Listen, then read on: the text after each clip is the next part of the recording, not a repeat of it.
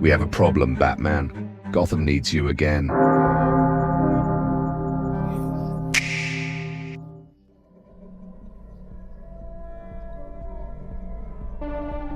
Homelander, Omega-level threat, not a man, an incident wearing skin. Manufactured perfection soaked in narcissism, raised in a lab, shaped by cameras. They built him to be loved. They failed to teach him restraint.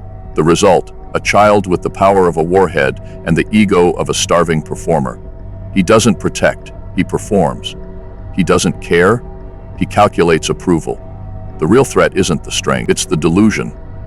The idea that he is the answer to every problem, simply because the spotlight says so.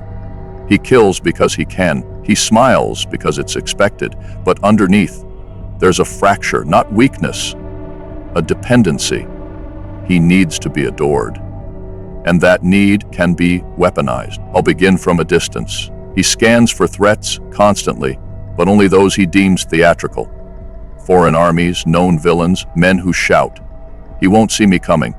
I'll deploy radar ghost drones in his typical air lanes, mirage reflections that flicker at his speed but vanish on approach.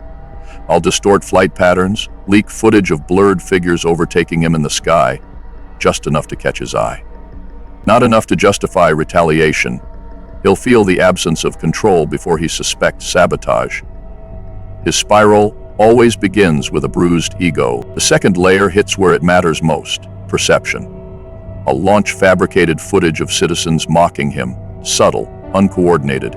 A child's drawing where he's the villain, a social media trend that questions his timing, a planted witness who claims they saw him hesitate. It won't hurt him physically, but it'll gnaw at him. Homelander doesn't fear pain, he fears irrelevance. The moment the world's eyes start to shift, even by a few degrees, he'll start looking for someone to blame. That's when I begin the isolation phase. Silence from Vought, dissonance from fans, allies who start to pull away just slightly. All orchestrated, all fake. But the pressure will be real. What do you think, Alfred? I think he's not used to a world without applause, sir. Strip away the attention and you may not find a man at all. Just a child screaming in a cape. And the thing about children, they break loudly when they break. You'll need to be precise and surgical. I will. The trap is already forming.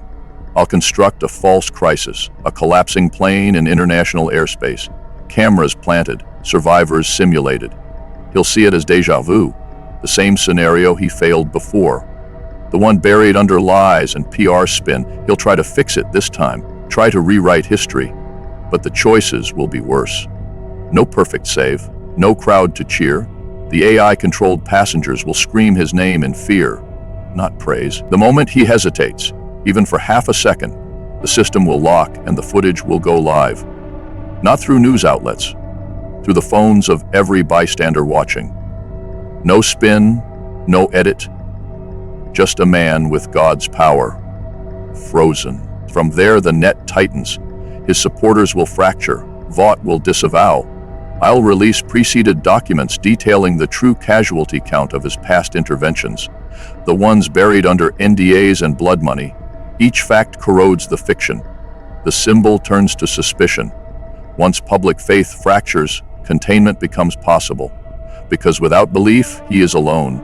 And when he's alone, he makes mistakes. If he retaliates, contingencies activate. Near-orbital particle arrays fire atmospheric pulse cannons. Invisible to radar, tuned to his specific vocal frequency, designed to distort his inner ear balance. His heat vision moves at light speed, but it still obeys the laws of refraction. I'll coat the battlefield with reflective smoke. He'll blind himself with his own rage. If he tries to flee, I've mapped his favorite recharge zones. Each is already laced with magnetized compression traps and localized time disruption fields. They won't stop him forever, just long enough. If I fail, deadman protocols engage. Every major network will receive the truth.